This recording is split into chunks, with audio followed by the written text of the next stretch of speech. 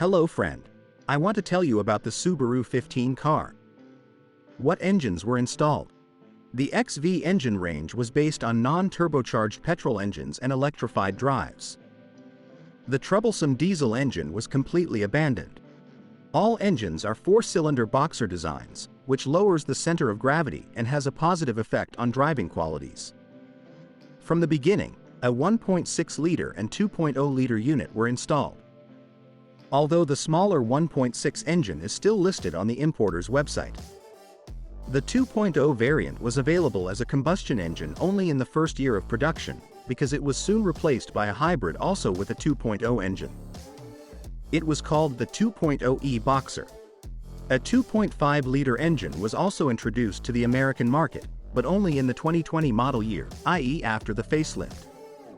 Such cars can be found sporadically in Europe as private imports. A plug-in hybrid was also available there from the beginning, but this car is practically unheard of. In keeping with the brand's trend, a continuously variable automatic transmission called Lineatronic was offered for all engines. The exception was the, surprisingly, North American market, where a manual transmission with 6 gears was offered. On our used market, this is a rarity. Four-wheel drive was available without exception in all engine variants, but without the brand's traditional division into versions with and without a reduction gear. The East Boxer hybrid drive is so specific that it is worth devoting a paragraph to it. Namely, it is a full hybrid, from a technical point of view, but not as efficient as typical hybrids.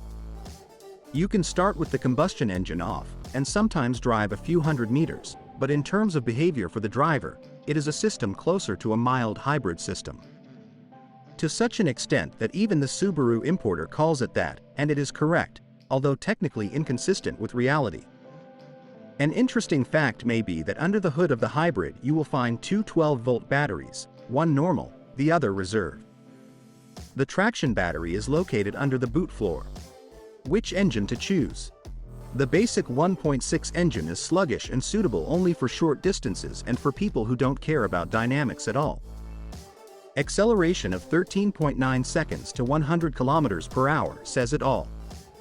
However, it is also the only engine in the range with indirect injection, so an extremely simple and durable design.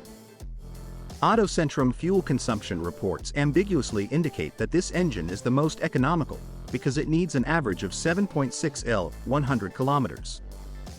This engine can be easily gassed. It will be a bit worse with the 2.0 unit, which is not as economical, although it has direct injection. Reports indicate an average consumption of 8 L, 100 kilometers, but on longer routes during motorway travel, this consumption increases to around 10 L, 100 kilometers. The unit offering 156 HP is more dynamic, although it still does not sin in this respect. Acceleration from 0 to 100 km per hour in 10.4 s can be considered a good result, but definitely not good. The hybrid with a maximum power of 150 HP does not contribute anything in this respect. The only difference is that it gathers more quickly when starting in the start-stop mode. Unfortunately, the performance is slightly worse and the system is more complicated. In addition, the traction battery takes up part of the trunk. So what drive should you choose? The problem is the low availability of a 2.0 engine model without a hybrid. I consider this type of engine to be optimal, and the ideal is a 2.0 configuration with a manual gearbox. It was only offered in 2 years, which severely limits the choice of car in terms of age and price. So if you have a problem buying a non-hybrid 2.0, the only option is a hybrid, if we care about decent dynamics.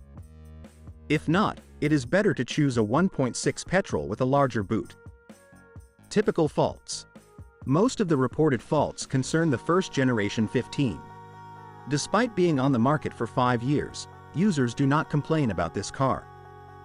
It's a different story on the American market, where the 15 is sold in much larger quantities. As it turns out, the Crosstrek 2, as it's called there, doesn't have many of the usual problems. One of them was a recall for the brake light switch, which didn't always work when braking. It's worth checking what's in the model you're buying for peace of mind. Another, not entirely typical, but occurring problem is excessive oil consumption at around 1.5 liters per 10,000 kilometers. This is already a value above the norm for typical engines, although Subaru considered it standard because their boxers are loosely fitted. This does not mean that every engine burns this much oil. It rather indicates that you should monitor its level and forget about buying a model that lacks oil upon inspection. Some users have solved the problem themselves by using oil with a higher than recommended viscosity, 0W20. You can use 5W40 oil without any problems. The anti-corrosion protection is rather average, so after purchase it is worth inspecting the chassis thoroughly and protecting it. It is not that the 15.2 rots like crazy, but it is better to be safe than sorry. The paint, however, is weak and quickly deteriorates from washing and stones on the road. If the car was used off-road, which is not uncommon, then you absolutely have to check the underbody protection and verify the elements underneath. The advantage is that they are well protected. However, if after the purchase you want to occasionally drive on unpaved roads or even in more difficult terrain, it is worth buying a set of accessory protection plates, available in showrooms. When it comes to the durability of a continuously variable transmission, a lot depends on the user and service. The oil should be changed every 60 to 80,000 kilometers.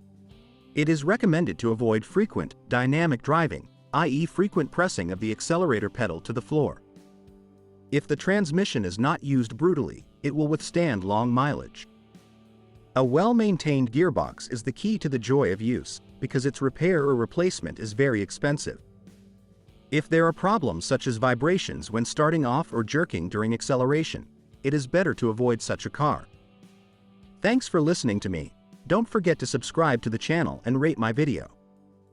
If you know any problems with this car that I didn't mention, be sure to write about them in the comments.